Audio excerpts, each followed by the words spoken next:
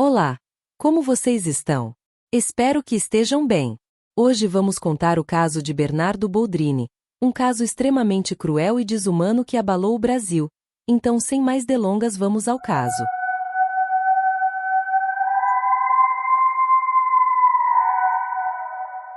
Bernardo Boldrini, com apenas 11 anos de idade, foi arrastado para um dos episódios mais hediondos já testemunhados em solo brasileiro. Como uma criança, tudo o que ele necessitava era amor e proteção. No entanto, o abandono por parte de figuras importantes em sua vida acabou resultando no fim trágico dessa existência tão jovem e promissora. No vídeo de hoje, vamos mergulhar nos detalhes do caso de Bernardo, uma história sombria que ressalta de maneira dolorosa as consequências devastadoras da ausência de afeto. Portanto, deixe seu like neste vídeo e ative o sininho para receber as notificações, pois vou te contar tudo.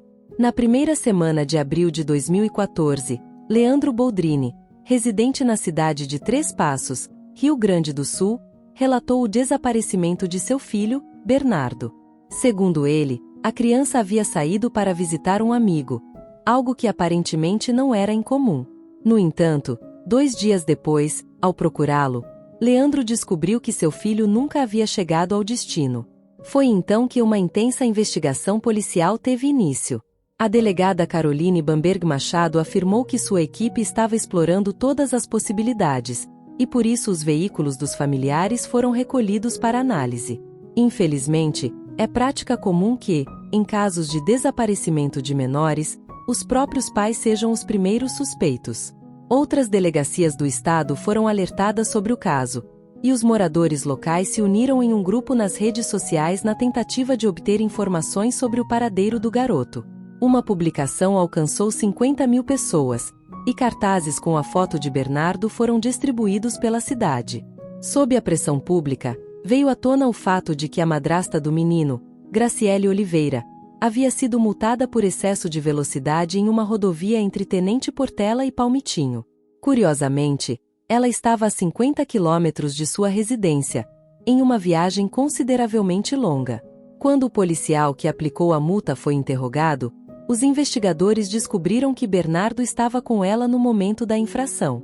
Essa pista parecia acusatória, no entanto, o policial relatou que o menino estava calmo e não demonstrou nenhum sinal de medo. Mais tarde, descobriu-se que o casal havia comparecido a uma festa no mesmo dia. Além disso, no dia seguinte ao relato do desaparecimento, a polícia observou que Leandro foi trabalhar sem aparentar qualquer preocupação.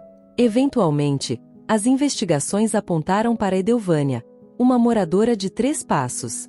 Em sua residência, foram encontrados vestígios suspeitos, e durante o interrogatório, ela confessou o assassinato em questão de pouco tempo. Edelvânia revelou que o corpo estava a cerca de 80 quilômetros da cidade de Três Passos, em uma cova rasa na região florestal de Frederico Westphalen. Foi no dia 14 de abril de 2014 que o corpo de Bernardo foi descoberto, um golpe devastador para todos. Leandro Boldrini e sua esposa, Graciele, foram rapidamente ligados ao crime e presos para interrogatório. Enquanto isso, o Instituto Médico Legal realizava a autópsia. Os resultados subsequentes revelaram algo chocante. Bernardo fora envenenado com mirtazapina, uma substância encontrada em seu fígado, rins e estômago. Os réus optaram pelo silêncio, deixando um vazio angustiante no ar. A polícia suspeitava que o veneno foi administrado por meio de uma seringa, mas não havia sinais de perfuração em seus braços. Isso levou à crença de que a dose foi ingerida de forma oral, sem o conhecimento de Bernardo. Além disso, evidências surgiram indicando que Graciele e Edelvânia haviam comprado os comprimidos em uma farmácia. É importante notar que o pai da vítima era um médico respeitado na cidade, o que levou a investigação a considerar a possibilidade de que o envenenamento foi planejado para parecer uma overdose acidental. Durante o interrogatório, Edelvânia admitiu que a cova havia sido preparada alguns dias antes do crime. Os assassinos, em um ato de crueldade indescritível, jogaram soda cáustica no corpo de Bernardo antes de escondê-lo na cova.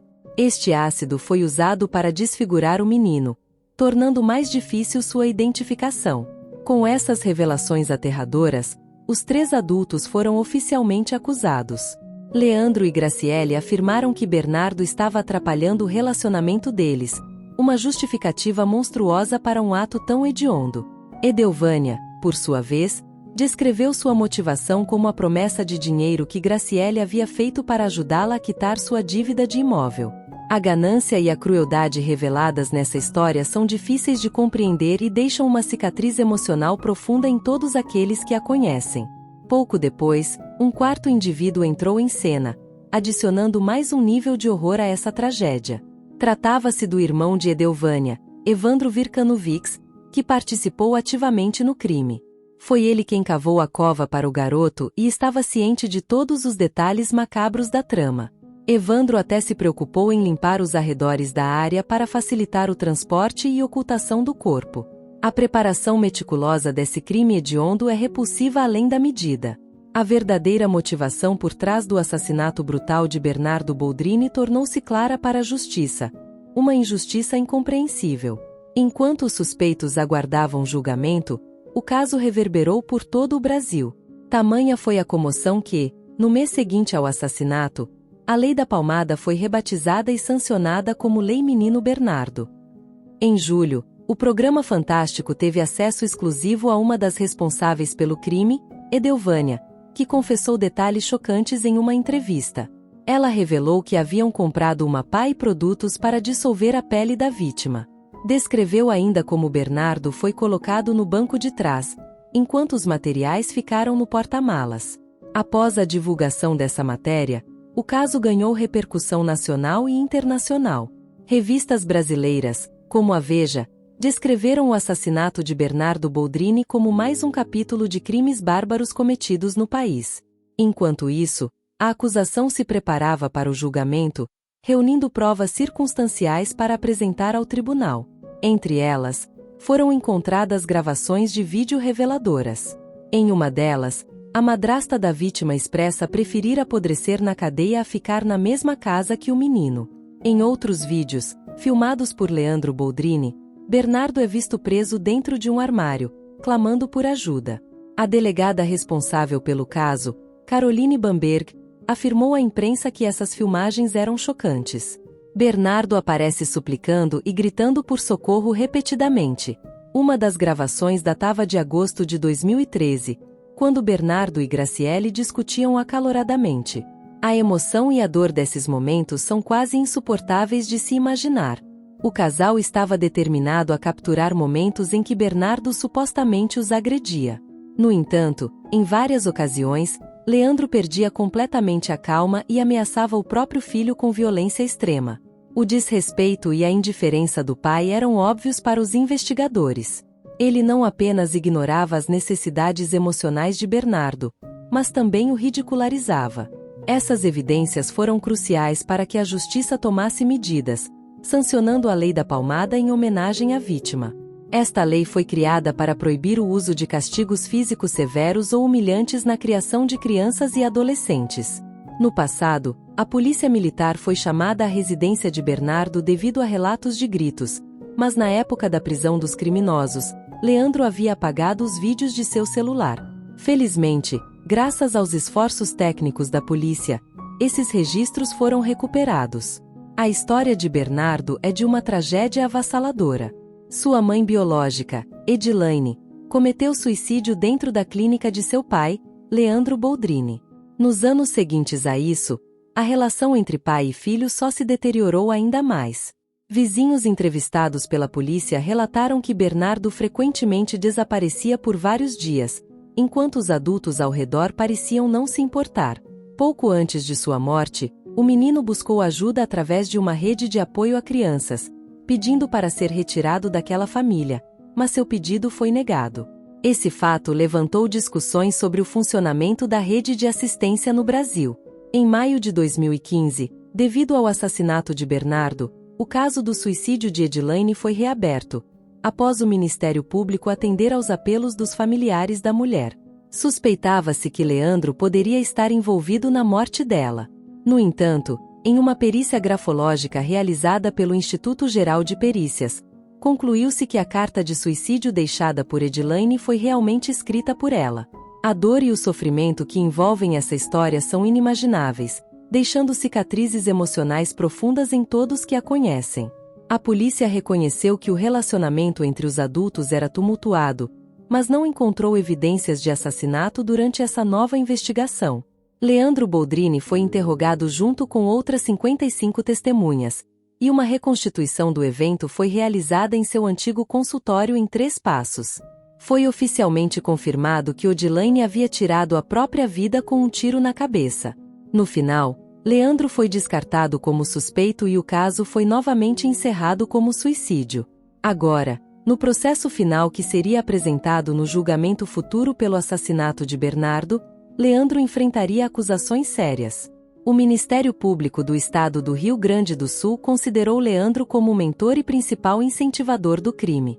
Ele foi acusado de homicídio qualificado por 4 vezes, incluindo o papel direto no assassinato, a criação de um álibi, o patrocínio de despesas e recompensas, bem como o fornecimento dos meios para a administração da droga utilizada para matar a vítima. Além disso, Leandro foi acusado de ocultação de cadáver e falsidade ideológica, por fazer uma declaração falsa à delegacia de polícia de Três Passos para encobrir o crime. A criminosa Graciele Ugolini também enfrentou acusações graves. Ela foi acusada de homicídio qualificado 4 vezes, por ter levado a vítima até o local de desova, onde uma cova já havia sido preparada, e por ter administrado a droga que causou a morte de Bernardo. Graciele também foi acusada de ocultação de cadáver, por ter ajudado a remover as roupas da vítima, colocá-la em um saco, despejar soda cáustica sobre o corpo e cobri-lo com pedras e terra na cova. Edelvânia foi acusada de homicídio qualificado 3 vezes. Ela foi considerada peça-chave no assassinato, pois deu ideias sobre o local de desova e aplicação das drogas, além de fornecer seu carro para transportar o corpo. Edelvânia também envolveu seu irmão, Evandro, no preparo do crime.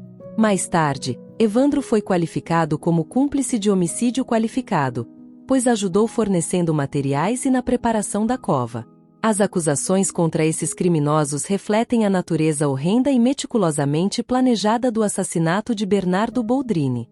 Quase 5 anos depois da captura dos acusados, o tão aguardado julgamento popular finalmente ocorreu entre os dias 11 e 15 de março de 2019. Sob a atenta supervisão da juíza Suzilene, na cidade de Três Passos, Rio Grande do Sul, os promotores Ederson Vieira, Bruno Bonamente e Silvia Gepp lideraram a acusação. Com implacável determinação, trouxeram à tona as fotos do corpo de Bernardo, argumentando que os 4 réus estavam envolvidos no crime. No entanto, destacaram que cada um deles tinha motivações distintas. O promotor Ederson Vieira afirmou que Evandro cometeu o crime por dinheiro, não por prazer, ao passo que os outros 3 acusados agiram movidos por um desejo sádico. Durante o julgamento, Leandro alegou que a responsabilidade pelo assassinato recaía sobre Graciele e Edelvânia, não sobre ele. Graciele, por sua vez, negou qualquer ligação de Leandro com o crime e refutou ter falsificado sua assinatura para adquirir os medicamentos. Descrevendo o crime como uma série de equívocos, Graciele negou ter adquirido soda cáustica e justificou a compra de midazolam como um remédio para suas próprias dificuldades para dormir. No entanto, o perito criminal Luiz Gabriel Costa Passos testemunhou que a assinatura na receita tinha fortes indícios de falsificação. Ele também destacou que a dosagem administrada a Bernardo teria sido acidental. Quando Edelvânia testemunhou, concordou em ter comprado os materiais a pedido de Graciele, mas afirmou ter ficado desesperada ao ver Bernardo sem sinais vitais, desejando ir diretamente à delegacia. No entanto, foi ameaçada por Graciele. Durante o interrogatório, desmaiou, levando a uma pausa no julgamento. Mais tarde, declarou, entre lágrimas, que tudo o que Bernardo queria era amor e comida. O julgamento de Evandro foi mais rápido. Ele alegou inocência, dizendo que estava pescando no dia do assassinato. Evitou responder às perguntas do Ministério Público, mas, quando confrontado sobre sua participação, afirmou que estava longe do local do crime por medo de ser incriminado pela ligação com sua irmã criminosa. Evandro expressou choque ao descobrir o lado assassino de sua irmã e implorou a Deus por misericórdia ao final do julgamento, desejando sair da prisão. Sua jornada foi marcada pela solidão, separado da família e do conforto do lar. Essas palavras finais ressoaram com a dor e a angústia de um homem lutando por redenção, mesmo nas circunstâncias mais sombrias. Por outro lado, diversas testemunhas afirmaram à polícia que o carro de Evandro estava próximo ao local no dia 2 de abril de 2014. Além disso, evidências apresentadas no tribunal indicaram que o solo onde o corpo de Bernardo foi encontrado era composto por muitas raízes e vegetação densa. Em outras palavras, cavar uma cova naquelas condições exigiria um planejamento cuidadoso para seu propósito. O fato de Evandro ter limpado a área do crime para facilitar a manipulação do corpo já apontava diretamente para sua culpa.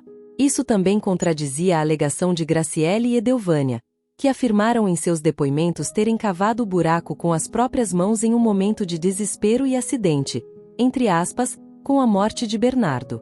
No dia 5 de março de 2019, às 19 horas, em rede nacional, todos os 4 acusados foram condenados. Leandro recebeu uma sentença de 33 anos e 8 meses de prisão em regime fechado, enquanto Graciele foi condenada a 34 anos e 7 meses, também em regime fechado. Ambos foram condenados por homicídio quadruplamente qualificado e ocultação de cadáver, e Leandro adicionalmente por falsidade ideológica. Edelvânia recebeu uma sentença de 22 anos e 10 meses de prisão em regime fechado por homicídio triplamente qualificado e ocultação de cadáver. Evandro foi condenado a 9 anos e 6 meses em regime semiaberto por homicídio simples e ocultação de cadáver. Como ele já havia cumprido 5 anos, passaria o restante da pena em regime semiaberto. Em 25 de março de 2019, Evandro recebeu liberdade condicional. 2 anos após os resultados do julgamento, um recurso da defesa de Leandro garantiu um novo julgamento no Tribunal do Júri, argumentando que na época do julgamento, o promotor de justiça não fez perguntas, apenas argumentou com Leandro. No entanto, o Tribunal Superior de Justiça rejeitou o pedido, mantendo Leandro Boldrini na prisão, onde esperamos que permaneça. Deixe seu comentário sobre esse caso. E até o próximo vídeo.